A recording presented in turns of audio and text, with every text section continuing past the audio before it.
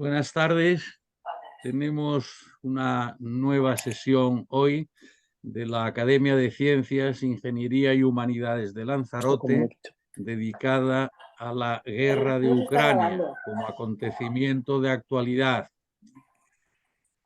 Como han podido observar en la programación, pues no hemos organizado un ciclo de 4 sesiones distintas, puesto que la actualidad hoy, o la máxima actualidad, no es la guerra de Ucrania, sino la tensión, la guerra, la invasión de Gaza por Israel, lo que quisiéramos. A fin de cuentas, la nueva contienda Hamás-Israel.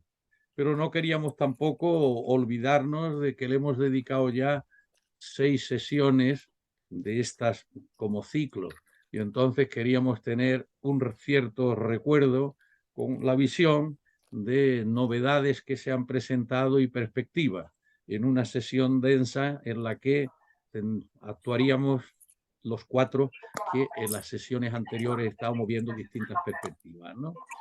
Bueno, en consecuencia, no hay novedad desde el punto de vista de la participación de los ponentes, y damos entrada a Manuel Medina para que nos hable de la perspectiva geopolítica desde la extraordinaria experiencia y conocimiento que él tiene por su pertenencia al Parlamento Europeo durante tantos años como veis en el programa. Sin más preámbulos, buenas tardes de nuevo, gracias por acompañarnos, y Manuel Medina Ortega, tienes la palabra. Muchas gracias por darme la palabra. Bueno, yo creo que la situación se puede resumir en una frase.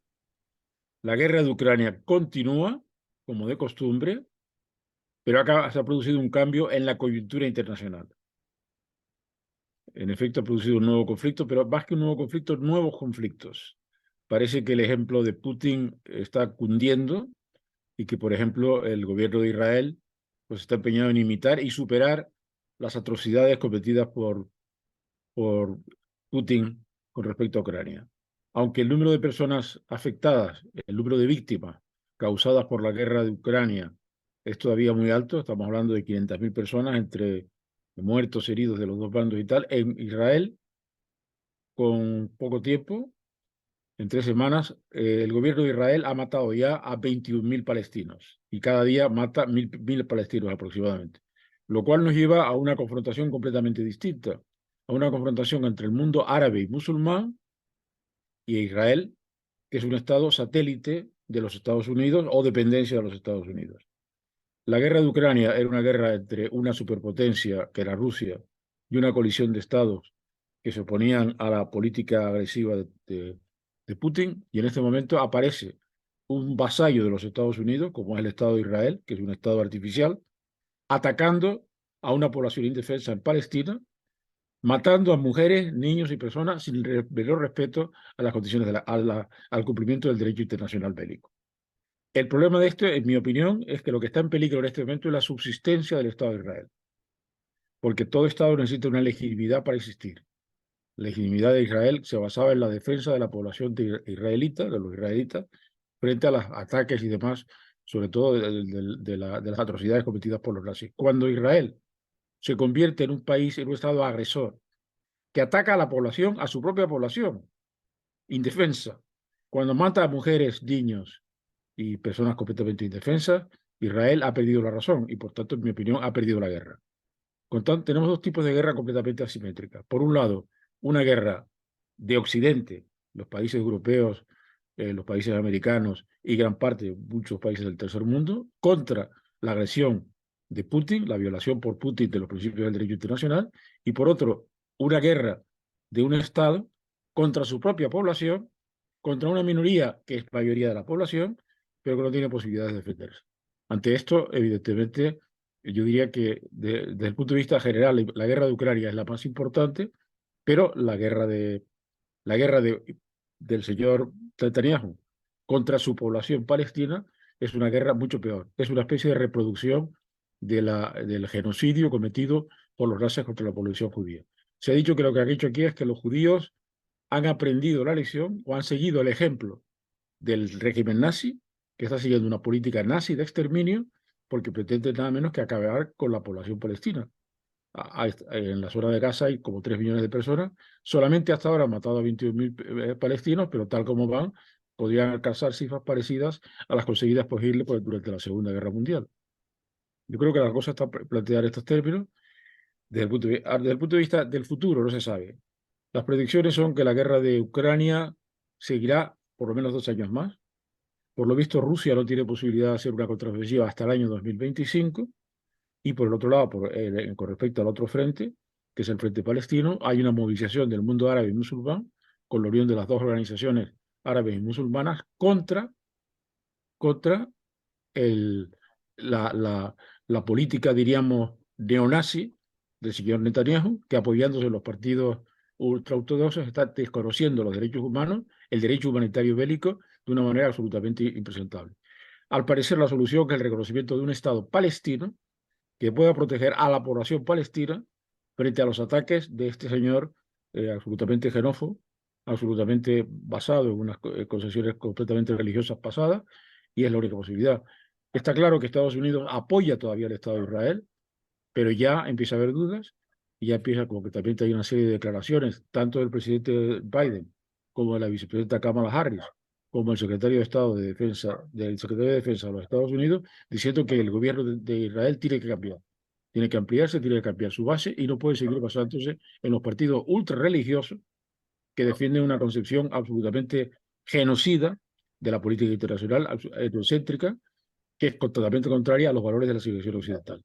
Los países occidentales no pueden apoyar o seguir apoyando a Israel.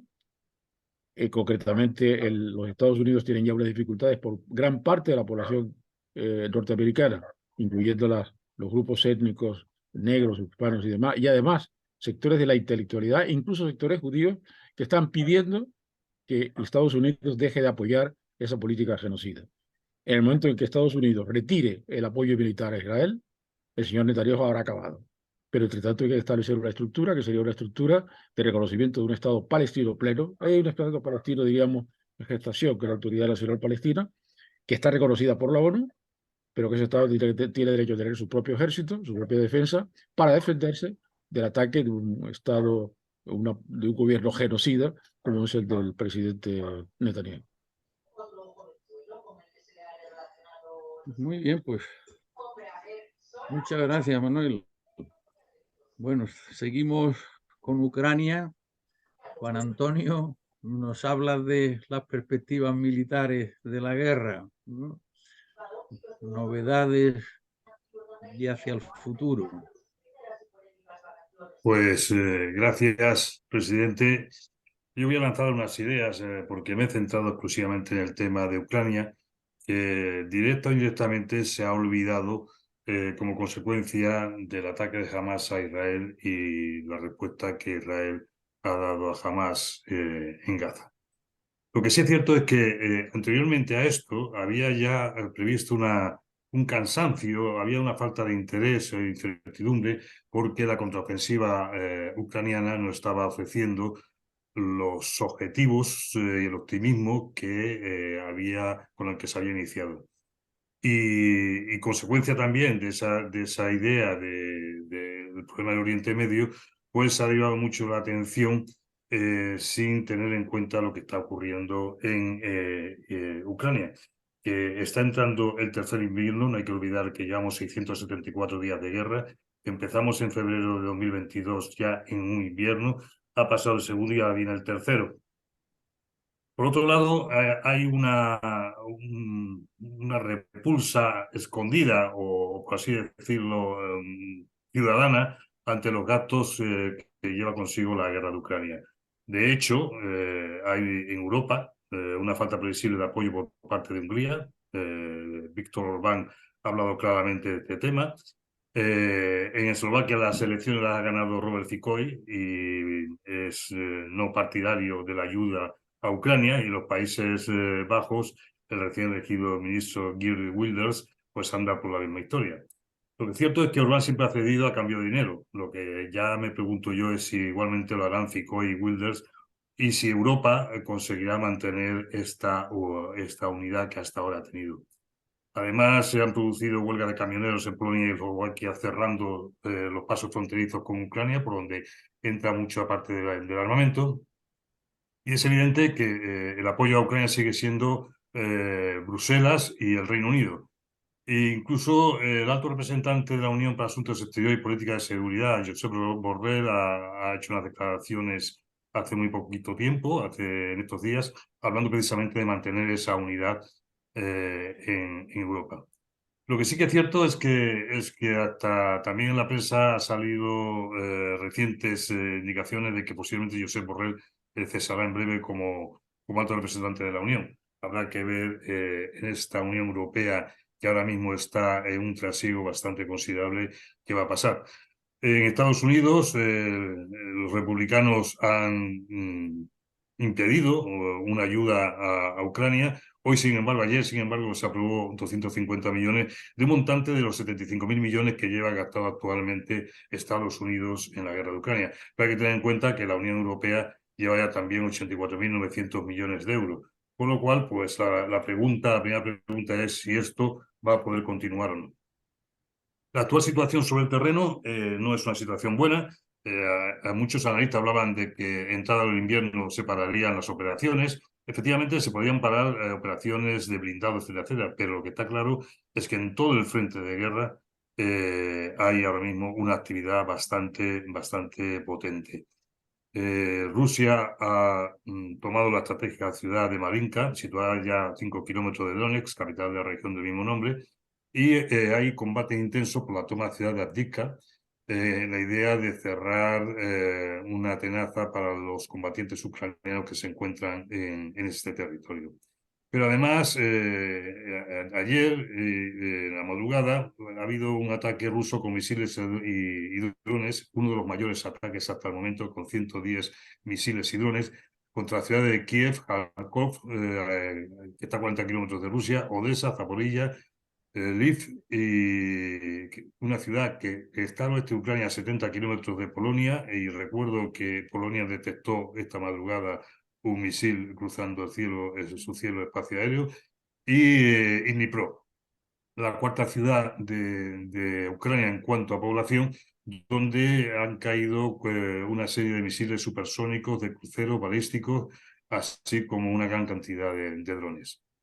Evidentemente, el papel de los drones y misiles en este momento, en esta fase de la guerra, es principal.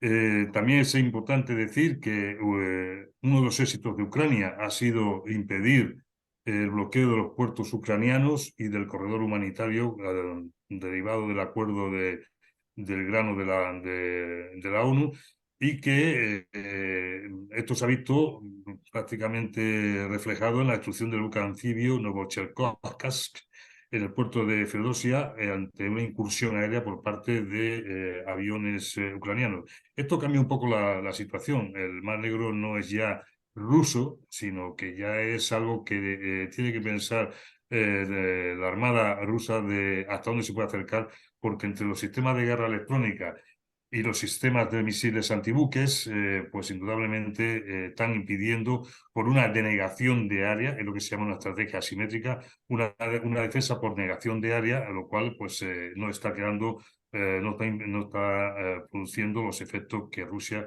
quería de un principio, que era atenazar también la ciudad de Odessa. Independientemente, la única manera de acercarse es a base de misiles y drones. Hasta ahora Putin ha ordenado 4 campañas. La primera, contra centros graves ucranianos, doctrinalmente ortodoxa, un fracaso. La segunda, contra infraestructura de transporte y almacenamiento, otro fracaso. La tercera, destinada a destruir los sistemas energéticos de las ciudades ucranianas, otro fracaso. Y la cuarta ha sido más criminal que las anteriores, tomando como objetivo infraestructuras portuarias de la región de Odessa después de que Rusia se retirara del acuerdo de exportación.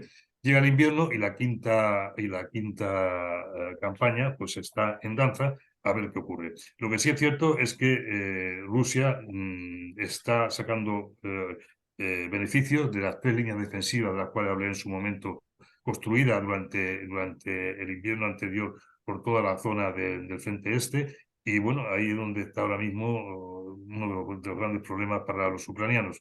Aparte de que Ucrania está perdiendo capacidad de municionamiento y está perdiendo capacidades ofensivas, como es lógico, debido también a la falta de apoyos económicos que están produciendo.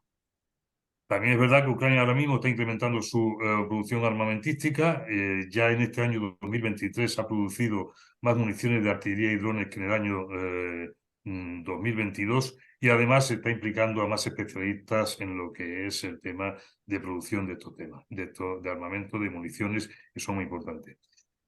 Pero es que ha anunciado últimamente el reclutamiento de 500.000 efectivos, y Rusia habla de un ejército de 1,5 millones de combatientes. Bueno, pues ahí están las cosas. Pero también, por otro lado, yo quería, y con esto mirando ya hacia el futuro, dos temas importantes del año que viene. Las elecciones presidenciales rusas van a ser de 2024, del 15 al 17 de marzo.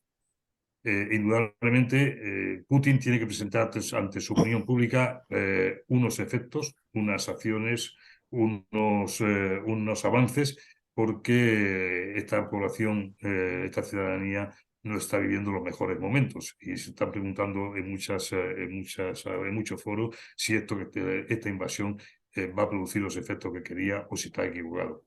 Pero por otro lado, en Estados Unidos va a haber un cambio de gobierno. Hoy por hoy, si las elecciones se celebraran, mañana o pasado la ganarían los republicanos. Las encuestas últimas hablan de que si el candidato es Trump y ganara, podía ganar con un promedio de 3 puntos sobre Biden. Si el candidato es Ron DeSantis, de 1 a 2 puntos. Y si la candidata es Nikki Haley, por unos cuantos votos, pero ganaría. Lo que es cierto es que en todo este tomate, y en este estamos metidos Europa, y como hemos dicho muchas veces, en Europa nos jugamos mucho. El futuro de Europa como actor estratégico está ahora mismo en danza entre dos sitios, entre Oriente Medio y entre la guerra de Ucrania. Pero no hay que olvidar que el enemigo lo tenemos a las puertas de casa.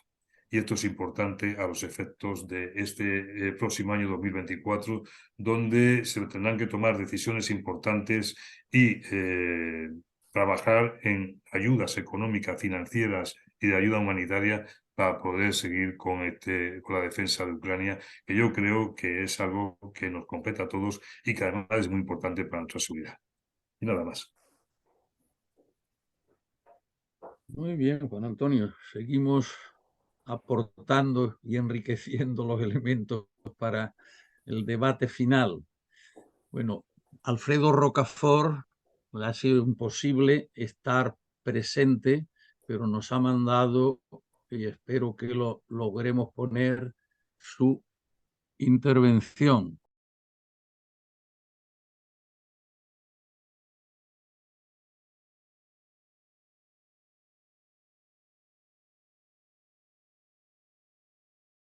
Buenas tardes. Para mí constituye un honor participar en un acto organizado por la Academia de Ciencias, Ingenierías y Humanidades de Lanzarote sobre la guerra de Ucrania en la actual situación internacional, novedades y miradas al futuro. En 2024, las perspectivas económicas derivadas del conflicto global se tornan sombrías, con 2 guerras en curso y una serie de eventos geopolíticos que agudizan la inestabilidad financiera a nivel mundial. La guerra en Ucrania ha desencadenado una crisis significativa en el suministro mundial de cereales, contribuyendo a un aumento de los precios de los alimentos y planteando desafíos persistentes para la seguridad alimentaria a escala global. Además, los ataques al tráfico marítimo en el estrecho del Mar Rojo por parte de militantes en Yemen generan una nueva capa de incertidumbre, exacerbando las tensiones geopolíticas existentes.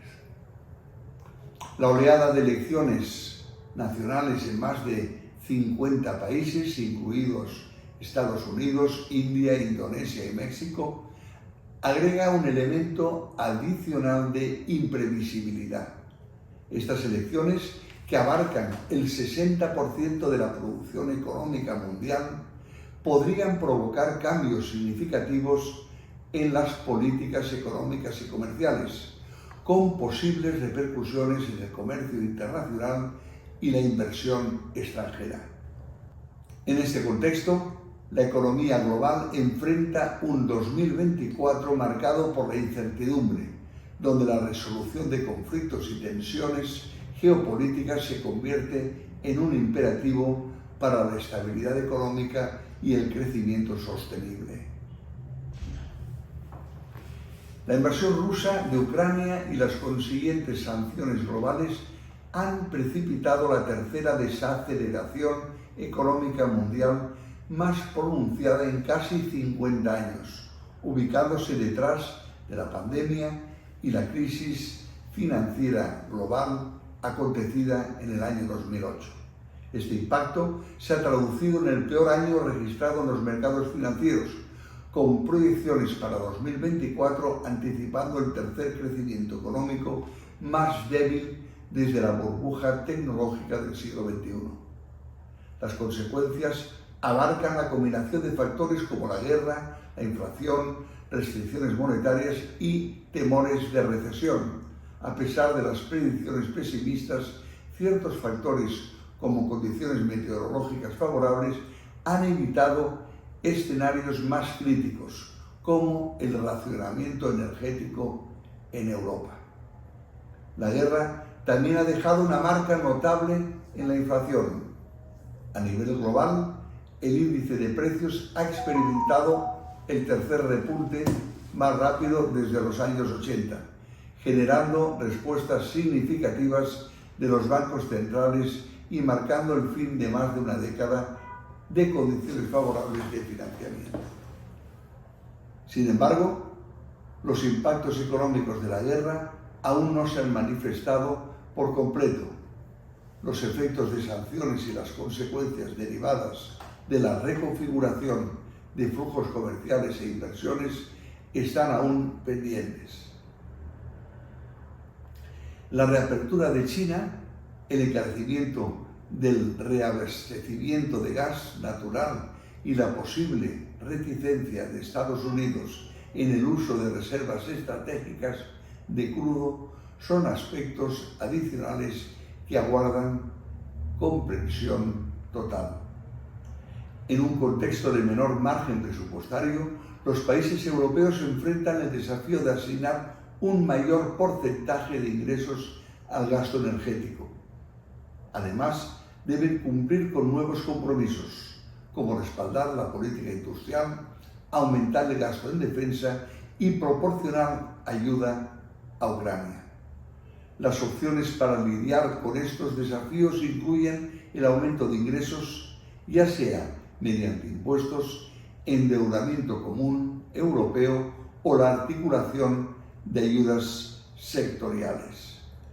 La guerra en Ucrania, país conocido como el granero de Europa, tiene repercusiones significativas en los mercados alimentarios mundiales. Siendo uno de los principales exportadores agrícolas a nivel global, las exportaciones ucranianas, especialmente de cereales, son esenciales para la seguridad alimentaria en diversas regiones. La retirada de Rusia de la exportación de trigo ha exacerbado la crisis alimentaria mundial, impactando la disponibilidad de alimentos en países en desarrollo. En este escenario, las políticas fiscales juegan un papel crucial para mitigar los impactos económicos negativos. La Organización para la Cooperación y el Desarrollo Económico, OCDE, advierte sobre la posible reducción del crecimiento mundial y el aumento de la inflación como consecuencia de una prolongada guerra en Ucrania. Se subraya la importancia de políticas fiscales bien diseñadas y enfocadas para atenuar estos impactos sin generar un aumento significativo de la inflación.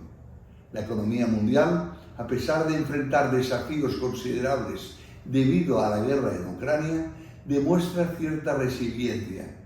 El crecimiento económico se desacelera, pero no se estanca, y la inflación muestra una tendencia a la baja. Sin embargo, persisten disparidades significativas entre economías avanzadas y mercados emergentes, con fuerzas como la recuperación de servicios, endurecimiento de condiciones crediticias y el impacto de los precios de las materias primas, contribuyendo a la complejidad del panorama económico global.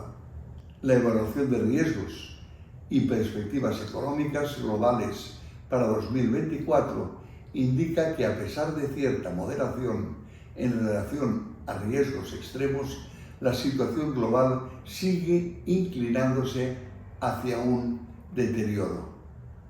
Dos áreas críticas destacan en este panorama. Por una parte, la crisis en el sector inmobiliario de China y, por otra, la volatilidad de precios de materias primas. Aunque algunos riesgos extremos, como la inestabilidad bancaria, se han atenuado desde abril, persiste una tendencia hacia un empeoramiento. La crisis en el sector inmobiliario chino podría intensificarse, presentando un desafío complejo para las políticas económicas. La restauración de la confianza demanda una reestructuración inmediata de las empresas inmobiliarias con dificultades, manteniendo al mismo tiempo la estabilidad financiera y abordando las tensiones en las finanzas locales.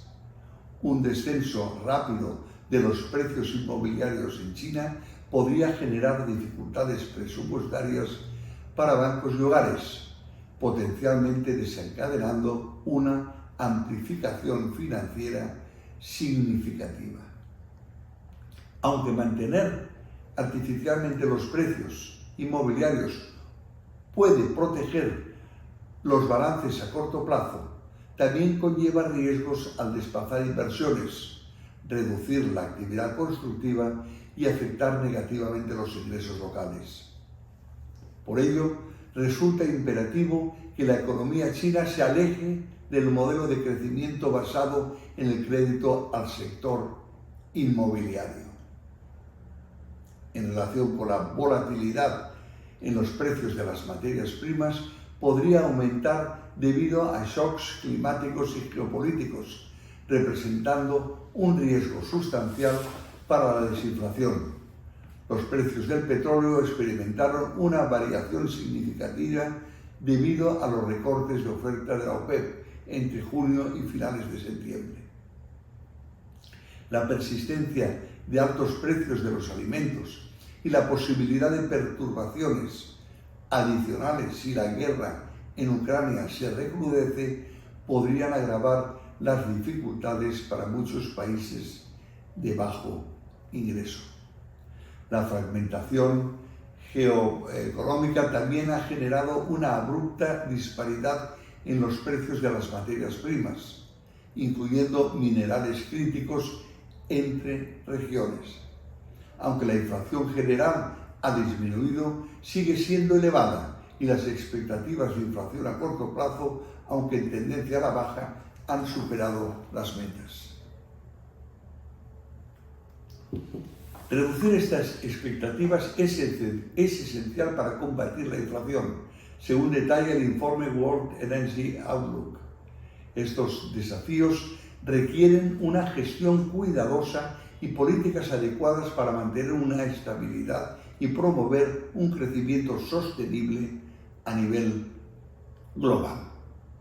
Con referencia a las reservas fiscales, se han visto mermadas en muchos países debido a factores como los elevados niveles de deuda, los crecientes costes de financiamiento, la desaceleración del crecimiento y el desajuste entre las crecientes exigencias sobre el Estado y los recursos fiscales disponibles.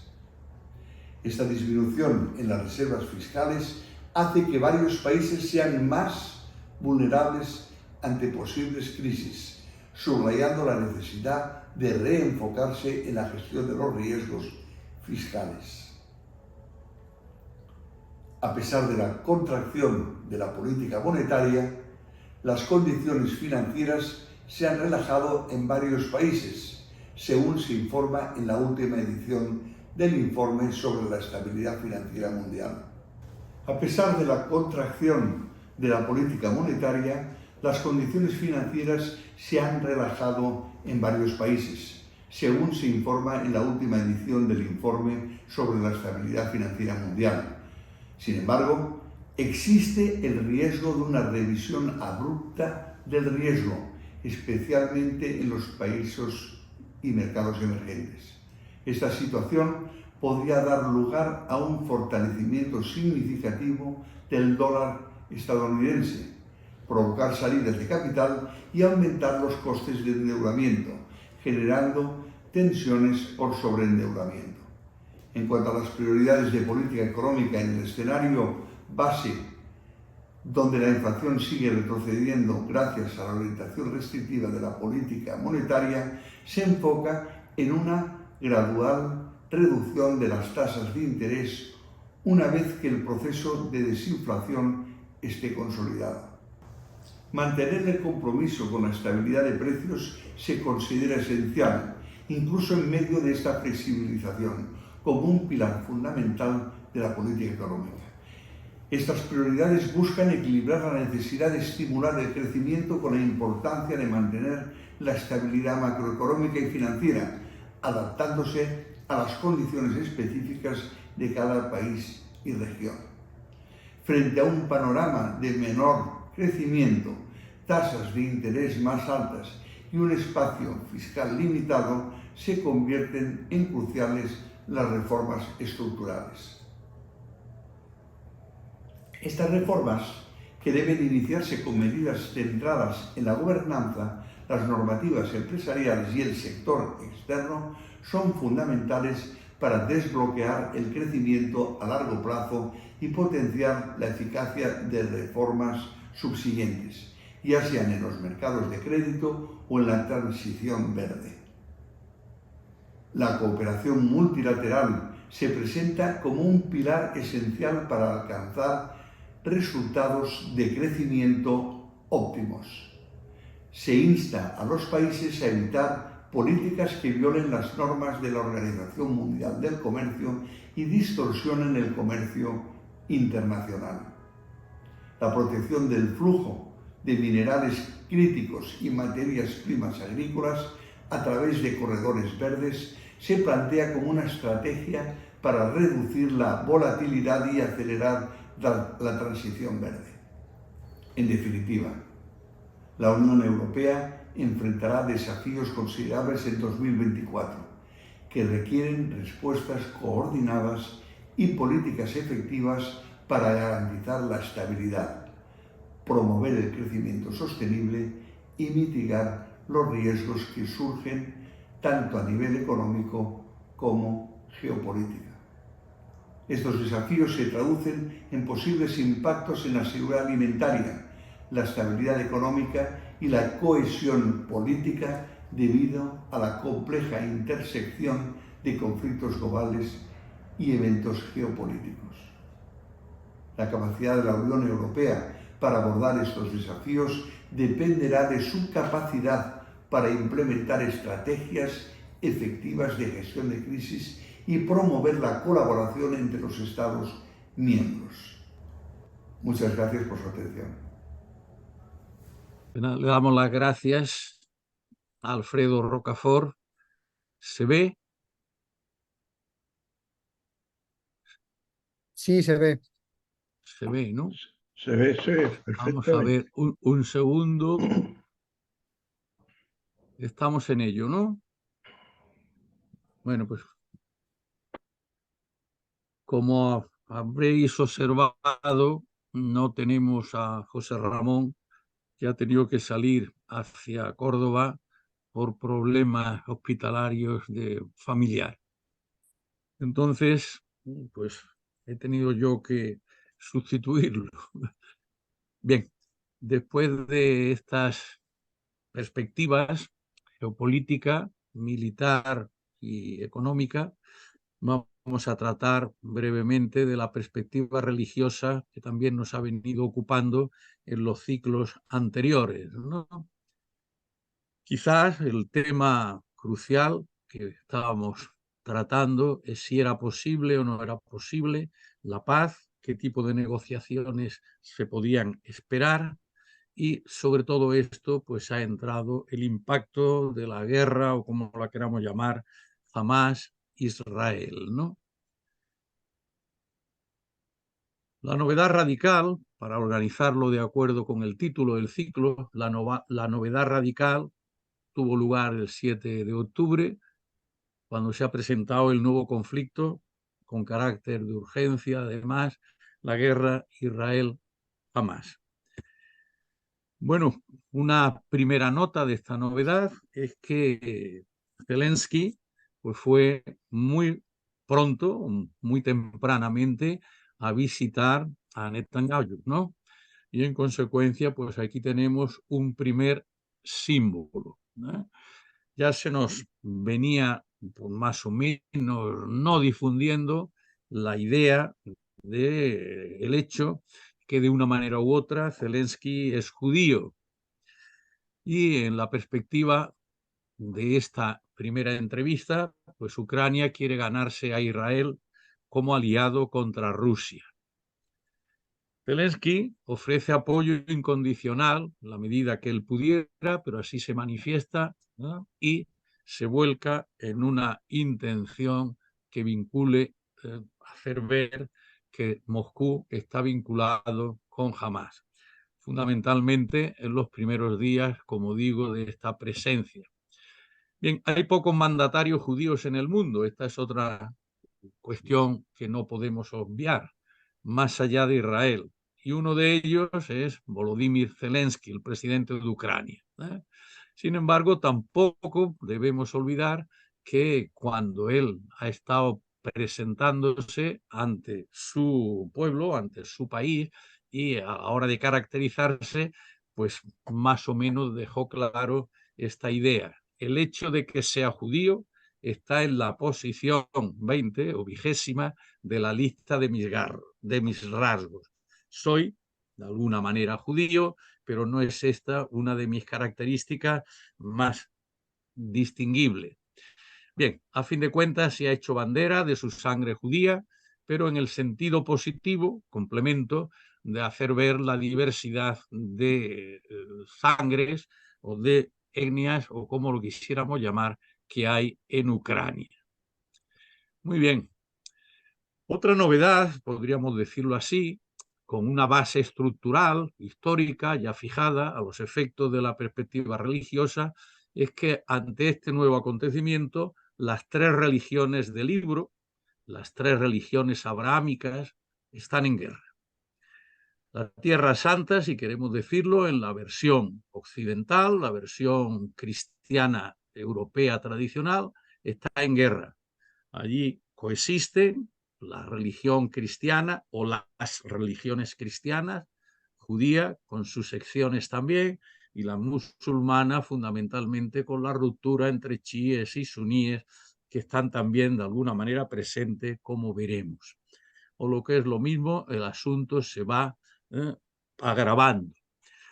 También otra novedad, y esto a modo de noticia, como no podía ser de otra manera, pues en la invasión o en el terrorismo, o como lo queramos llamar, que Israel está ejerciendo sobre Gaza, pues ha sucedido que una iglesia ortodoxa ha sido atacada en Gaza. Destaco lo de ortodoxa, puesto que las religiones de Rusia y de Ucrania es la religión cristiana ortodoxa, ¿no? Bien, pues consecuencia de este ataque brutal del ejército de Israel, pues caen hospitales, escuelas, personas, edificios ordinarios, en fin, todo ese conjunto que ya hemos visto que hacen enormemente condenable la actuación israelí sobre Gaza. Pero se ha destacado, incluso en televisión española, que el bombardeo a una iglesia ortodoxa que refugiaba a civiles dejó directamente 18 fallecidos. La cartera anunció que Israel también ha lanzado otro ataque a la iglesia ortodoxa griega de San Porfirio, en Gaza, donde se habían refugiado cientos de palestinos desplazados.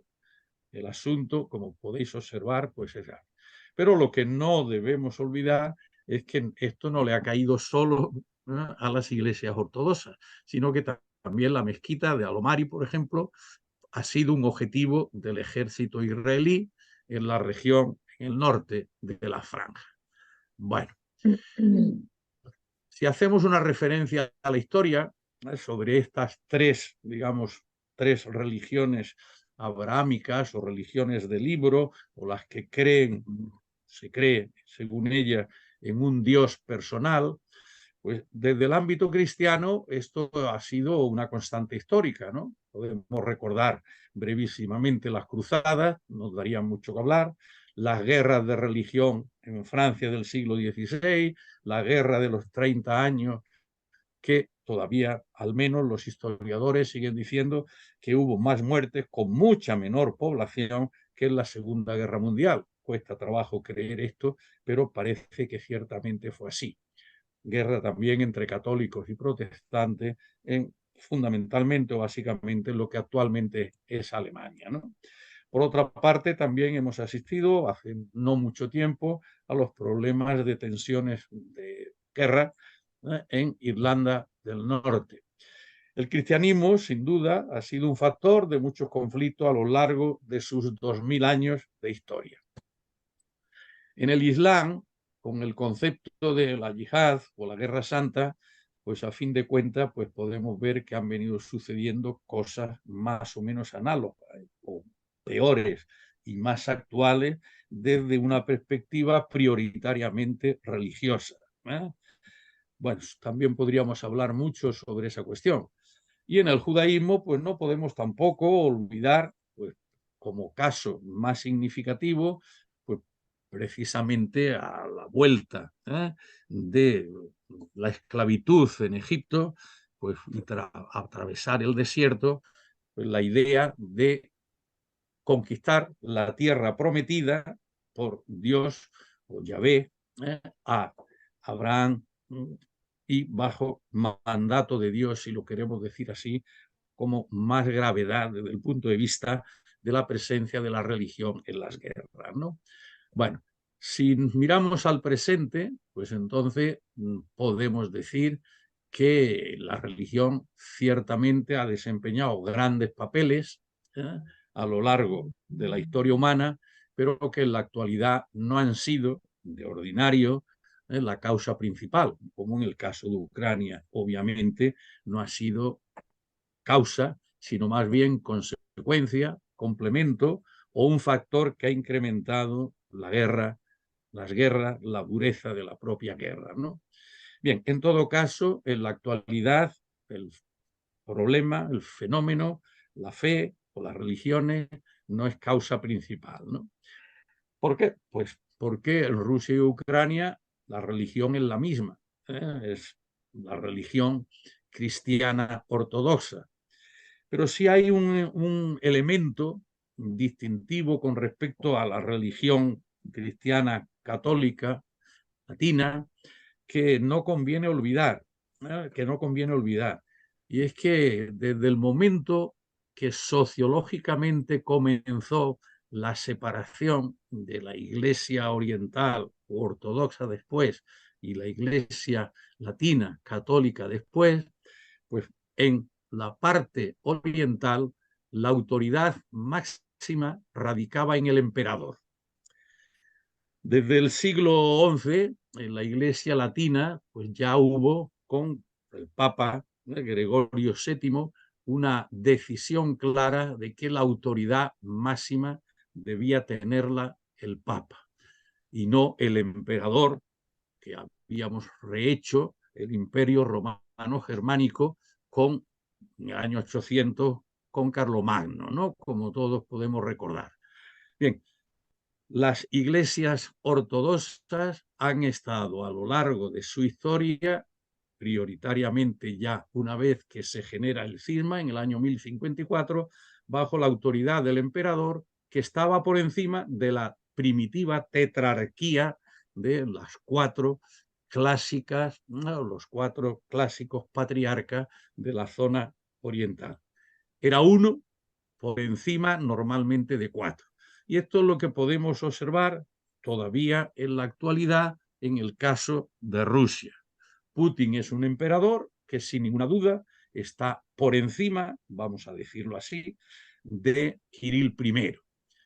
Y con el conflicto Israel-Hamás, pues podemos observar que Occidente prácticamente desde el comienzo ya han ido presentándose, como se ha indicado, pues una distancia y un intento de que efectivamente se hagan ya los dos estados que estaban previstos desde un principio. Bien, pero prácticamente Occidente, los Estados Unidos, con una especie, vamos a decir, mitad de los países árabes musulmanes desde el punto de vista religioso, como Arabia, Marruecos, los Emiratos, etcétera, pues más bien están del lado de Israel, lo cual no facilita el que pudiera decirse sin más que la guerra está causada en parte fundamental por las religiones, ¿no? Muy bien, si nos centramos en Ucrania, el asunto es un poco complicadillo, ¿no? Porque Epifanio, el recién patriarca autocéfalo, patriarca de la Iglesia autocéfala de Ucrania, pues no se ve con Zelensky, que sí intenta verse con la máxima autoridad mundial religiosa en religión institucionalizada, con cierto poder religioso, que sin ninguna duda es el Papa.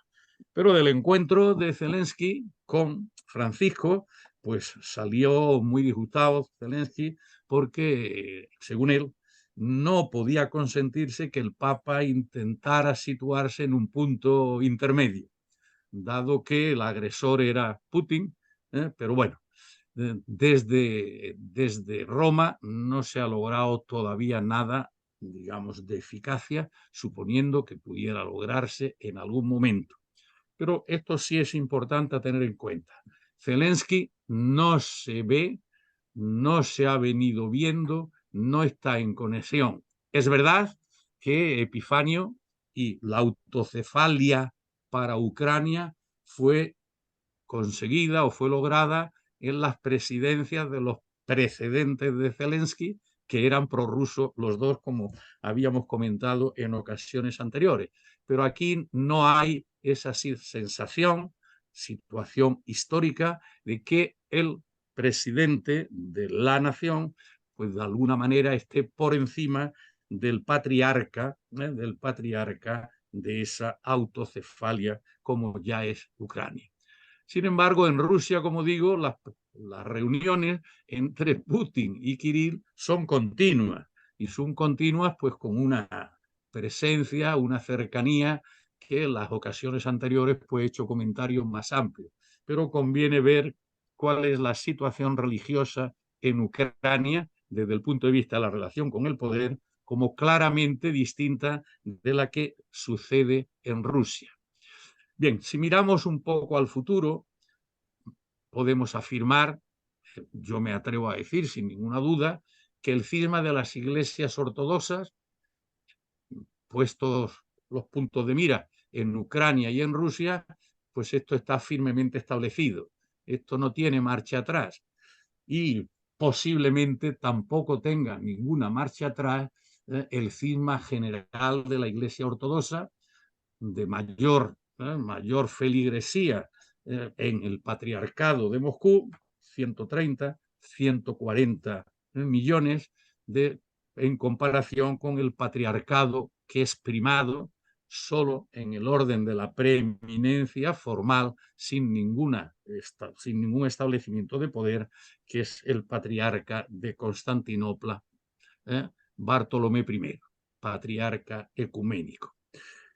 En consecuencia, estos dos representantes máximos de las iglesias ortodoxas no se ven, no se han visto, y sí se han, digamos, roto todo tipo de relaciones y está dominando cada uno una parte de las distintas iglesias autocéfalas, 16 en este momento, 4 están con Kirill y las otras 12 con Bartolomé I. a lo largo del mundo, la expansión como consecuencia de las emigraciones de las iglesias ortodoxas en el exterior, pues eran más las rusas, ¿no? Eran más las rusas que posiblemente en los momentos actuales, como consecuencia de la agresión a Ucrania, pues están más o menos retirándose e intentando trasladarse al patriarcado de Constantinopla, ¿no? Bien, desde el punto de vista de los principios, quizá esto sea lo más importante para que podamos, en algún sentido, pues reflexionar y ver la importancia que esto pudiera tener. El problema de la paz y de las religiones, citando a los personajes más importantes, Han Quinn, ¿eh? La idea que ya estuvo mostrando era un catedrático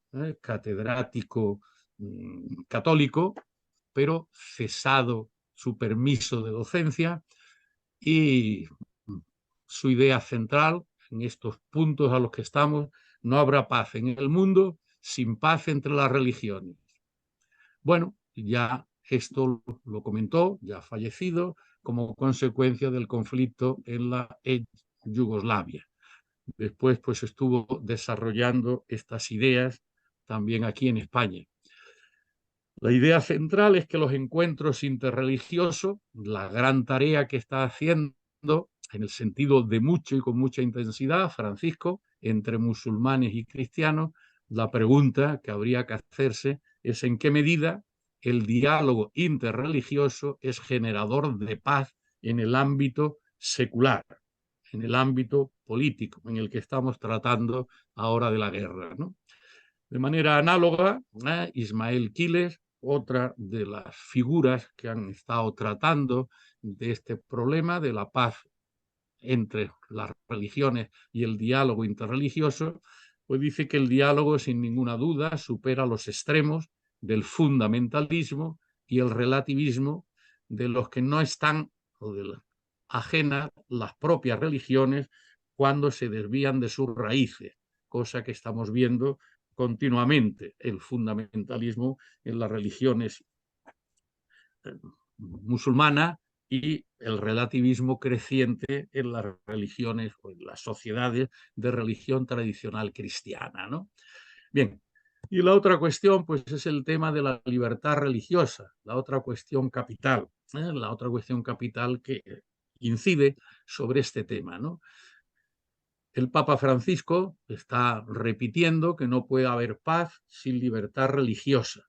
Bueno, esta es una idea capital que fue ya, digamos, introducida en el mundo católico, no exento de tensiones y no exento de toda la ferocidad de las críticas con las que dentro del catolicismo actual están tratando a Francisco, ¿no? Bueno, a fin de cuentas, en la actual, y como consecuencia del decreto conciliar, pues Francisco insiste en ello, en que no hay paz sin libertad religiosa, independientemente de las críticas a que está siendo sometido, ¿no? Bueno, el Papa Francisco se ha ido reuniendo con representantes de todas las religiones, quizá más con las musulmanas, pero esta es una idea y vamos a acabar, ¿no? Fue, como digo, un gran logro del Concilio Vaticano II desde el punto de vista de la perspectiva hacia el futuro y del logro de la paz, aunque esto sin ninguna duda ha supuesto también pues una causa, digamos, importante en términos sociológicos de pues, el proceso de laicización progresiva de la Iglesia y de la pérdida de fieles en líneas generales, ¿no? Las consecuencias, también en el plano ideal o teórico, no necesariamente tendrían que producirse, pero sociológicamente, políticamente e intelectualmente sí, pues han llegado al reconocimiento progresivo de la laicidad del Estado, algo que se imponía propiamente desde la Revolución Francesa, y, por otra parte, pues la intención, desde la perspectiva político, intelectual, social, de que se reduzca la religión al ámbito privado, ¿no? Estos son los dos temas fundamentales que están incidiendo en esta cuestión. Bueno, yo creo que, aunque lo fundamental son las perspectivas que hemos tratado previamente, pues tampoco podemos olvidarnos de esta otra perspectiva. Pues muchas gracias. Muy bien, pues vamos entonces. Hemos ido todos muy deprisa. Vamos a ver ahora, dejo de compartir y podremos iniciar el diálogo, el debate. Yo creo que, si no os parece mal, que los que han participado previamente, pues que comenten sus... Manolo y Juan Bueno, Antonio. simplemente hay tantas ideas y tantas cosas que es imposible, pero yo querría hacer una reflexión sobre los llamados acuerdos de Abraham, que es lo que dio lugar a la crisis de Gaza. Esto lo había propulsado el presidente Trump con la colaboración de su yerno, que es de origen judío, señor Jared Kushner. Supondrían acuerdos en virtud del cual los países árabes moderados se pondrían de acuerdo para reconocer al Estado de Israel, olvidando el tema de Palestina. Ya ha habido un acuerdo, ha habido varios acuerdos de Abraham, el más importante que ha sido el de Marruecos, y también ha habido entre Israel, Arabia, los Emiratos Árabes Unidos y Bahrein. Pero ahora se proponía que Arabia Saudita y algún otro estado como Qatar participaran en esto. Esto habría supuesto marginar completamente a la población palestina, diríamos, maltratada por Israel. Y eso fue de lo que dio lugar a la explosión de violencia de Hamás del 7 de octubre. Gracias, o sobre la base de esta explosión de violencia irracional, si ustedes quieren, y brutal, que ha desencadenado la guerra, el tema se paró, lo cual ha llevado al aislamiento de Israel en todo el espacio árabe y musulmán. Se había pensado que con estos acuerdos de Abraham, por referencia a Abraham, el proceso de Abraham, se habría conseguido superar las dificultades, y todo lo contrario. Se ha llevado al resultado contrario. Es decir, el intento por parte de los Estados Unidos de aproximar a las monarquías moderadas del Oriente Medio con respecto a Israel ha llevado al resultado contrario, de que en este momento hay toda una sublevación o toda una revolución en el mundo árabe y musulmán contra el Estado de Israel y repudiando cualquier tipo de acuerdo. Ahora estoy de acuerdo contigo en una cosa, que el tema no es religioso, el tema es étnico y político. El intento del Estado de Israel bajo Netanyahu de convertirse en una potencia importante enfrentándose a la comunidad árabe y musulmana. Juan Antonio, ¿quieres? Bueno, yo estoy escuchando y efectivamente las razones que aportáis son de razones de peso. Pero el problema está en que estamos llegando a un punto de confrontación a nivel global que creo que nos va a afectar de una manera muy fuerte el año 2024. Y cuando nuestro experto en economía, Alfredo, ha hablado de esas predicciones para el año 2024, a mí me da la sensación de que se va a quedar corto, porque cualquier problema desde el punto de vista del Mar Rojo, añadido al tema de Israel y Palestina, y al tema de Ucrania, Rusia, Corea del Norte y China, pues indudablemente el caldo de cultivo, desde luego, no es nada halagüeño. Y ahí hay unos estudios, como ha comentado Alfredo, donde las mayores economías se encuentran inmersas precisamente en esta marmita que no apunta realmente. Yo no quiero ser pesimista, pero no apunta a nada bueno para el 2024.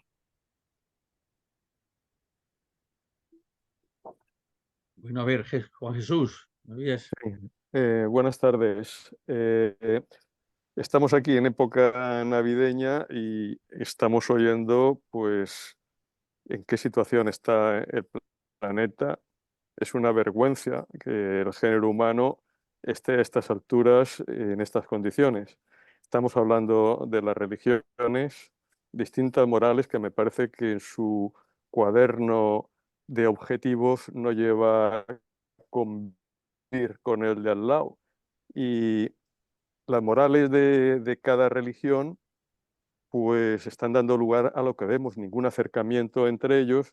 Y yo pienso que es falta de ética humanística de la población, el problema que tiene la humanidad ahora mismo. Los votantes que votan a Trump, los votantes que votan a Putin, los votantes que votan a Netanyahu, los votantes palestinos que votan a Hamas, son los verdaderos responsables del conflicto. Entonces, habría que hacer una reflexión de por dónde va la humanidad. Las religiones no están sirviendo para resolver los problemas de nadie actualmente. Y sin embargo, es necesaria una ética humanística que considere que vamos todos en el mismo barco, y esto es inadmisible lo que está pasando. ¿Sí? Se pueden enfocar los asuntos desde el punto de vista del derecho, y si el estado el nacimiento del Estado de Israel fue una injusticia o no lo fue, yo no lo conozco, pero hace muchos años ya de eso. Albergar el odio entre grupos, me parece que esto es inadmisible. Estamos en unos momentos realmente que esto parece mentira que la humanidad esté en la situación que esté. Yo dejo esa reflexión porque sinceramente yo estoy escandalizado.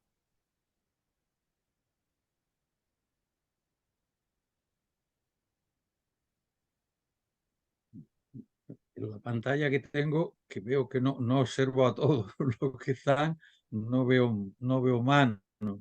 Roque, tú querías hablar, ¿no? Sí, quería comentar un par de cositas, sí. De- Bueno, en primer lugar, buenas tardes a todos y espero que el año próximo no sea tan malo como parece que algunos vaticinan, ¿no? Yo soy un poco pesimista también, la verdad. Pero en fin, quería hacer algunos comentarios respecto a los cuatro que han intervenido. En primer lugar, con Manolo, con Miguel Medina. Bueno, yo pienso que se habla de la guerra Israel-Gaza, pero jamás, y es una cosa muy rara, porque Israel es un Estado y Hamas es un grupo, ¿no? Dentro de un no Estado. Así que primero la cuestión que yo quería observar era que no se debía hablar de guerra en el sentido convencional como es Ucrania-Rusia, por ejemplo, ¿no? En segundo lugar, quería comentar algo que hace ya tiempo que me preocupa, ¿no? Y es la guerra no es solamente en Gaza, la guerra también en Cisjordania. Y en Cisjordania la guerra están haciendo unas personas que se llaman colonos. Yo recuerdo en la época joven, ¿no? Todos ustedes recordarán las películas de los indios en América, ¿no? Donde el colono americano conquistaba territorio de los indios con un Colt, una pistola, un revólver colgado en la cintura. Yo veo ahora en la televisión colonos haciendo lo mismo, pero con un Colt, una metralleta. Así que hablar de colonos en este momento es otro tema que no puedo entender, sinceramente, no puedo entender, ¿no? Vamos a hablar de colonos, ¿no?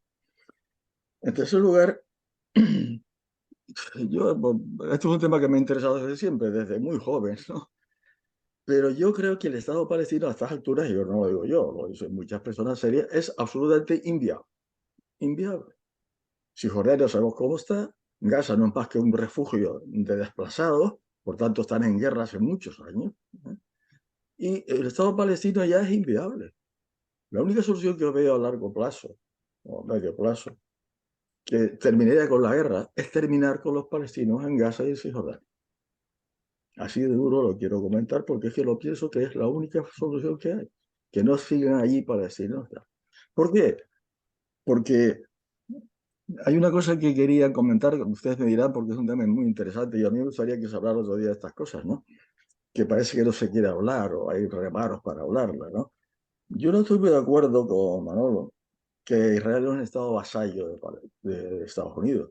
Yo creo que es justo al revés. Estados Unidos es vasallo de algo por encima de Estados Unidos. Y me gustaría este tema, ¿por qué? Porque el único estado que es capaz de coger un teléfono y poner al día siguiente ahí en un avión al presidente de Estados Unidos se llama Estado de Israel. Y el único estado que es capaz de llevar ahí a todos los líderes mundiales de Occidente se llama Israel. Israel es un estado pequeñito, muy pequeño. Por tanto, ahí hay algo, bueno, en fin, es un tema delicado este, ¿no? Pero creo que podríamos profundizar algún día en él abiertamente, ¿no? Porque estas cosas también hay que hablarlas, ¿no? Y desde luego, Y termino un poco con con el buen PC. No se puede hablar de una guerra, insisto. No se puede hablar de una guerra en la que se enfrentan casas de última generación con bombas dirigidas frente, bueno, frente a señores en parapente, ¿no? O sea, que realmente no es así, ¿no?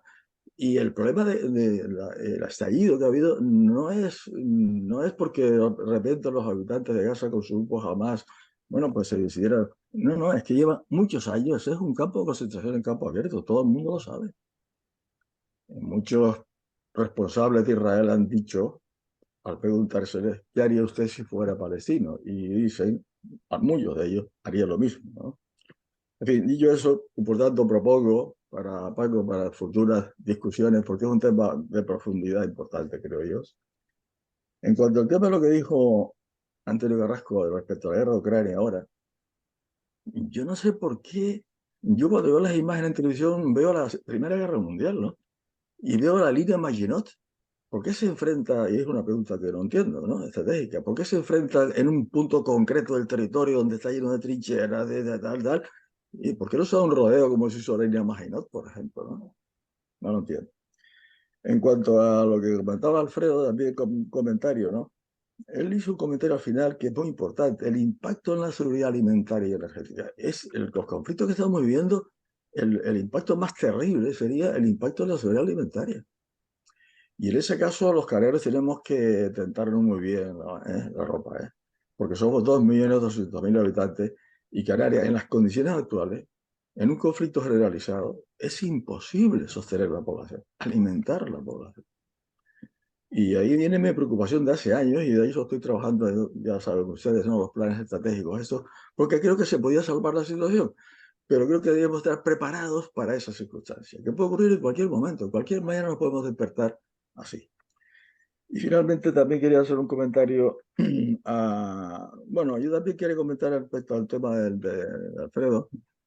La economía occidental, en general la economía mundial gira ahora el tema económico, ¿no? Y yo creo que la solución de un mundo sostenible no va por seguir insistiendo en que la economía dirija el desarrollo de la humanidad, ¿no? Creo que hay que darle otro enfoque distinto, ¿no? Y de ahí vienen esos planes estratégicos que hablaremos algún día. Y finalmente, para Paco, una pregunta, ¿no? ¿Cómo se puede hablar a estas alturas, Paco, que dijiste que Zelensky es judío? ¿Por qué dices eso? Porque no es una religión, es que tiene sangre judía. ¿Eso qué significa? ¿Que el pueblo judío es absolutamente racista después de 2000 años de convivencia? Es que son temas que, en fin, que deberíamos de hablarlo, porque es que tienen una profundidad importante. Y termino con el principio que le decía a Manolo. Manolo, mi opinión es que el judío real no es un estado vasallo. Para nada. Bueno, Pues nada, eso. digamos que, pero espera un momento, porque Felipe había pedido luego te contestamos en la medida de lo posible. Muy bien. Espera, Jaume, Felipe. No, yo simplemente, bueno, encantado de participar en este foro, en este debate que es muy interesante. No, lo que ha dicho Juan Jesús y Roque, yo muchas cosas las suscribo, pero yo simplemente mi aportación iba en la línea de que aunque la religión no es la causa de los dos conflictos, ni del que está en Palestina, ni el de Ucrania, pero que es un elemento importante porque la religión siempre, y ahora también lo vemos en estos conflictos, está siendo utilizada para legitimar las posiciones, sobre todo del poder, ¿no? El poder de Putin está bastante legitimado por la postura de Kirill, ¿no? Si la postura del patriarca y de la Iglesia Ortodoxa rusa fuera una postura más cercana al Evangelio, pues sería una contestación del poder, ¿no? No una legitimación del poder. Y si en el caso del otro conflicto, que yo estoy de acuerdo con lo que dice Roque, no se trata de una guerra, se trata de un genocidio, se trata de un aplastamiento de una población que viene desde hace 50 años o hace mucho tiempo, ¿no? Entonces, por una decisión equivocada de los poderes fácticos de después de la Segunda Guerra Mundial, que el conflicto viene desde entonces. Pero el elemento religioso llevado al extremo, la extrema derecha religiosa ortodoxa del pueblo judío, es lo que está teniendo de sostén a las posturas xenófobas y masacrando al pueblo palestino de Netanyahu, ¿no? Es decir, la religión no puede funcionar como un elemento de cambio y de mejora, yo creo en eso, que la religión tiene un gran poder humanizador en la línea que planteaba Juan Jesús, pero actualmente está siendo muy utilizada en el sentido contrario, ¿no? De legitimar lo que no se puede legitimar, porque la religión, no olvidemos, en momentos anteriores, la religión, tanto la cristiana como la judía, como la musulmana, como la del Islam, han justificado la guerra santa, el genocidio, la esclavitud, el colonialismo, en fin. Por eso que la religión puede ser utilizada en un sentido o en otro. Nosotros, yo confío en que sigue teniendo, y el Papa Francisco, por ejemplo, es un ejemplo, un símbolo de que las cosas, la humanidad puede caminar por otros derroteros. Aunque sea muy difícil ese camino, pero es el camino único que tiene la humanidad, ¿no? Muy bien. A ver, Jaume, y ya a continuación habla Manolo, Juan Antonio y en su caso, Jaume. Bien, buenas tardes. Este es mi primer debate en que participo desde mi ingreso en la Academia de Lanzarote y os felicito a todos por el alto nivel cultural. Enhorabuena a todos. Dos comentarios yo. Primero, ante este pesimismo que se vaticina desde el punto de vista económico, la realidad parece que no lo demuestra. En el año que estamos acabando, que ya está prácticamente acabado, todas las bolsas mundiales han tenido un crecimiento espectacular. El IBEX 35 ha subido un 23% este año, las economías funcionan, la gente consume, la inflación está bajando. Por tanto, parece que los empresarios están pasando un poco de todos estos conflictos, que los tienen absolutamente descontados, y por tanto veremos qué pasa en el 2024, si esta tendencia del 2023 continúa o si por el contrario entraremos en fases de recesión económica. Primer comentario. El segundo comentario, me gustaría que los expertos que habéis hablado, si me pueden dar una visión rápida, ¿qué posibilidades hay, qué consecuencias de contagio puede haber en los países vecinos en Ucrania y en Israel y Palestina? ¿Qué creéis que puede pasar o qué se puede contagiar en los países vecinos? Entre otras cosas, porque como sabéis, la Real Academia de Doctores tenemos unas jornadas científicas en marzo en Egipto. Muy bien, pues si no veo más, porque hay algunos a los que no están en pantalla, pues venga, Manolo. Bueno, con respecto a Roque Calero, para mí es un tema conceptual importante. En este momento hay tres superpotencias: Estados Unidos, Rusia y China. Rusia lanzó la guerra de Ucrania para reforzar su posición. China se ha mantenido aparte, como el imperio del centro. Y Estados Unidos tuvo una intervención importante en la guerra de Ucrania, con el apoyo de todo el grupo occidental, pero ahora se encuentra, y en ese aspecto puede tener razón Roque Calero, con que un Estado vasallo creado por Estados Unidos, como es Israel, adopta su propia política, comprometiendo a los Estados Unidos y debilitando la posición internacional de los Estados Unidos.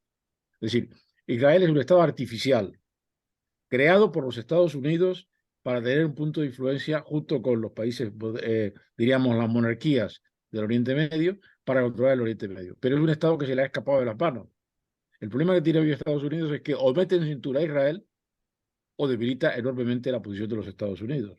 Esto requeriría una discusión especial, pero Israel como Estado no es realmente es un Estado vasallo, es una creación de los Estados Unidos como elemento de influencia en el Oriente Medio, junto con el apoyo norteamericano. Entonces, la idea era, vamos a unir este Estado de Israel creado por Estados Unidos con las monarquías, también en gran parte apoyadas por Estados Unidos, y crear un grupo en contra diríamos, de los fundamentalismos musulmanes. Lo que pasa es que Hamas, de una manera bastante inteligente, aunque con grandes sacrificios y con grandes daños, creó una crisis enorme con el ataque del 7 de octubre, que fue una barbaridad, pero que ha desatado una reacción de tal calibre por parte del Estado de Israel que ha deslegitimado el Estado de Israel y pone en peligro la supremacía mundial de los Estados Unidos, sobre todo en la zona del Oriente Medio. Esto requeriría una discusión mucho mayor, pero creo que es un tema conceptual importante. Juan Antonio. Sí, empezando por Roque, que es el que no entiende el tema del conflicto o cómo se están realizando las operaciones. Voy a decir 4 cosas y esto es importante que intentemos entenderla. Ninguna guerra es igual a otra en el pasado. La línea Maginot, la Primera Guerra Mundial, no es la línea del frente actual que hay en este momento de combate. Los escenarios y las causas de los conflictos condicionan las respuestas. Una guerra mundial no es lo mismo que una guerra de invasión de un país a otro soberano, un conflicto que no viene de ahora, que está alarmado desde 2014, pero que si leemos la historia de ambos países y sobre todo de lo que era Rusia, pues es un conflicto muy radicalizado y muy enraizado desde hace ya siglos. Por otro lado, ha habido una respuesta a Rusia. Rusia yo creo que desde un principio obvió cuál sería la reacción del mundo occidental, concretamente de la Unión Europea, de la OTAN, de Estados Unidos. Cuando las decisiones de los conflictos se toman a niveles políticos, suele ocurrir lo que suele ocurrir y lo que está ocurriendo ahora. Cuando las decisiones políticas no escuchan a los entendidos o a los especialistas en temas de planeamiento y logístico, pues ocurre lo que está ocurriendo. Y esto no viene de ahora, viene ya de hace muchos años. Por lo tanto, cuando hablaba en mi intervención de las 4 campañas fracasadas, no digo que Ucrania no esté recibiendo un auténtico daño desde que comenzó la invasión y se está destruyendo un país y se están destruyendo infraestructuras. Pero la realidad es que ahí donde están esas 4 campañas, ha habido muchos oídos sordos a lo que el personal y los generales en Rusia estaban diciendo. Y la cuestión estaba clara: no me sirves por las escaleras, por la ventana o a otro barrio. Esa es la realidad, o sea que no nos vamos a confundir. O sea, estamos hablando de un Estado autocrático, de un señor que está más allá del bien y del mal, o sea, es un tarado y está llevando a todo un país y a todo un continente a un estado que no es nada conveniente. De ahí que cuando hablamos de esas sociedades y de esa ética que ha comentado después, efectivamente, falta una ética y unos valores a nivel de los países y a nivel mundial para poder tener paz. Cuando esos valores se olvidan, cuando esas relaciones y esa defensa de los estados desde el punto de vista de salir adelante y de dar a la sociedad otro mejor, pues ocurre lo que está ocurriendo.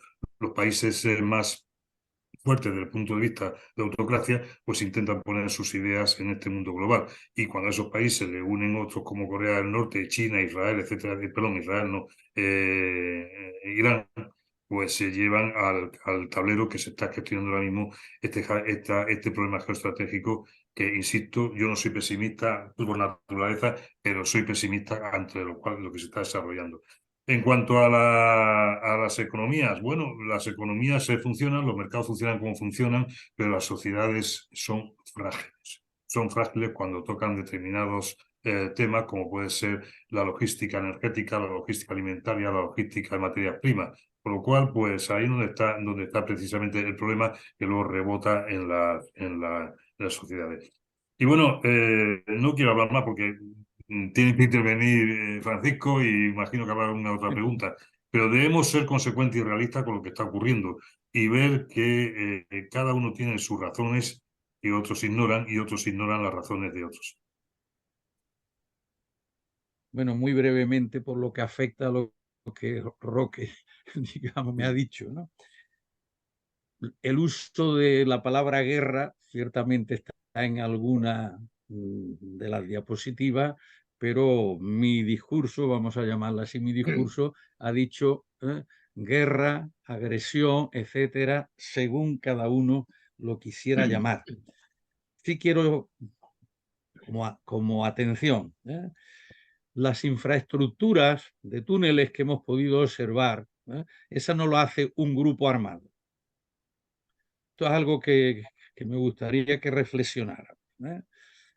Sin ninguna duda, Hamás es un grupo armado, es lo que queramos, un movimiento, como lo queramos llamar, pero sin la presencia más que activa de expertos, ingenieros civiles y otras materias complementarias, no se hace esa red de túneles que transita subterráneamente por la práctica totalidad de norte a centro, como mínimo, de Gaza.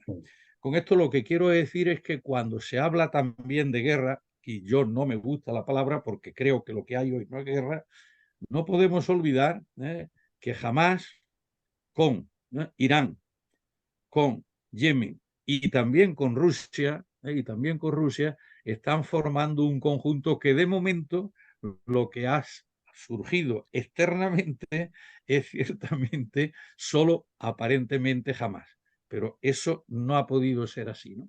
Yo esta mañana he estado en Baraja porque han venido unos compañeros y unos conocidos que están en Arabia y que están en problema de la Arabia Saudí con el Yemen, como todos sabéis, ¿no?